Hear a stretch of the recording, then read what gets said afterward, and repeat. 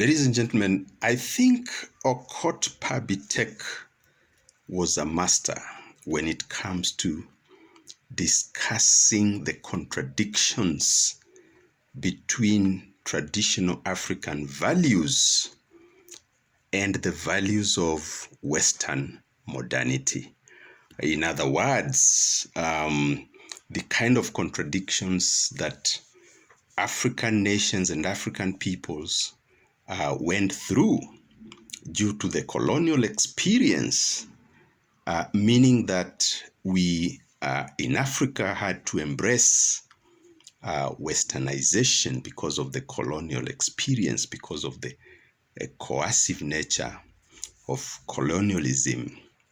And he tried to paint the picture of that contradiction in many of his poems. So Okot Pabitek would be talking about love and passion, but the key message would actually be to portray that contradiction. So in Song of Lawino, Okot did present certain poems which brought out that contradiction between the values of traditional Africa and the values of what you'd call Western modernity. A lot of our folks, of course, were educated in the West. If you remember some of the key writings of African writers, including Chinua Achebe, that was a very key theme. The contradictions that befell the people, even those who came from the West after acquiring education and after acquiring Western tastes. All right. And so let me just read this. What I'll do with this third video in this series, I'll read a poem in Song of Lawino. I will read a poem in Rubadiri's book, Growing Up with Poetry. And then I'll read you one of my most interesting, hopefully, poems as well. All right? The graceful giraffe cannot become a monkey, Okot Pabitek. My husband tells me I have no ideas of modern beauty. He says I've stuck to old-fashioned hairstyles. He says I am stupid and very backward, that my hairstyle makes him sick because I'm dirty. It is true I cannot do my hair as white women do. Listen, my father comes from Payira. My mother is a woman of Kok. I am a true Acholi. I am not a half-caste. I am not a slave girl. My father was not brought home by the spear. My mother was not exchanged for a basket of millet. Ask me what beauty is to the Acholi. I will tell you. I will show it to you if you give me a chance. You once saw me, you saw my hairstyle, and you admired it. And the boys loved it. And the arena, boys surrounded me and fought for me. My mother taught me Acholi hair fashions, which fits the kind of hair of the Acholi and the occasion. Listen, ostrich plumes differ from chicken feathers.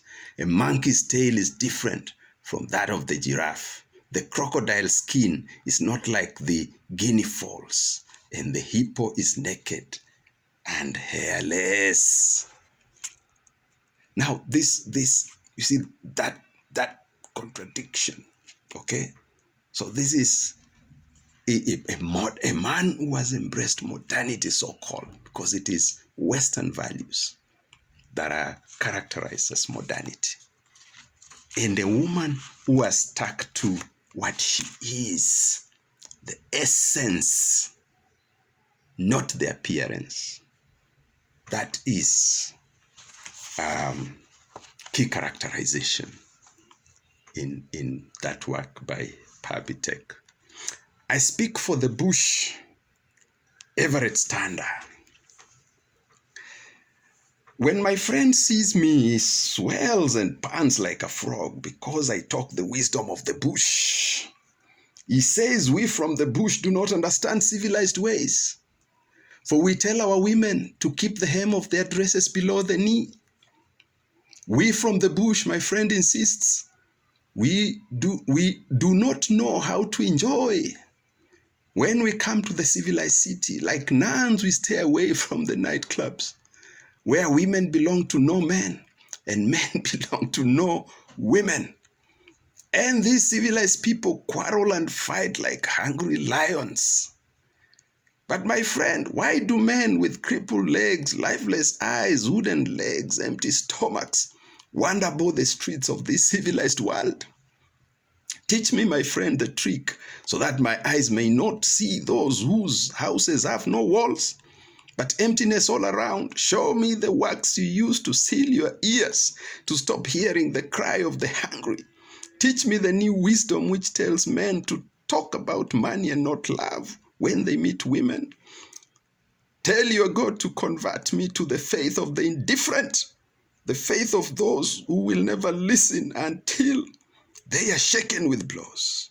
I speak for the bush. You speak for the civilized. Will you hear me? Whew. It's fire here, I tell you. My poems are supposed to be entertaining, right?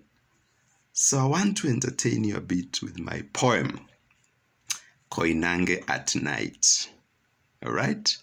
And you'll see some of the themes about money and so on and so forth. It is a night like any other. The great chief is roaming, his great chiefly stick defiantly gazing. Koinange at night, a picnic of shame.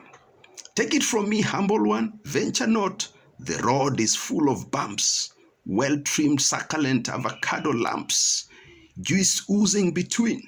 Koinange at night, a picnic of shame. A screech of tires, the king has arrived, saluted smartly, his stick at hand. A beehive of lilies hid his word. Thailand is visible. Humble one, look no further. Money, who made you king anyway? Koinange at night, a picnic of shame. The crown has come, torches everywhere. Pack up the lilies, the charge is loitering. But God forbid, there is law to keep the order. The king is not finished, sir, go slow. Koinange at night, a picnic of shame. Take your fill, officer, you are famished, or you think you're wiser than King Solomon. Silent, silent, don't shout so loud. This is a jungle, just like Sodom. Koinange at night, a picnic of shame. Money, love, I don't know whether that is what it means. What did I even mean by that poem?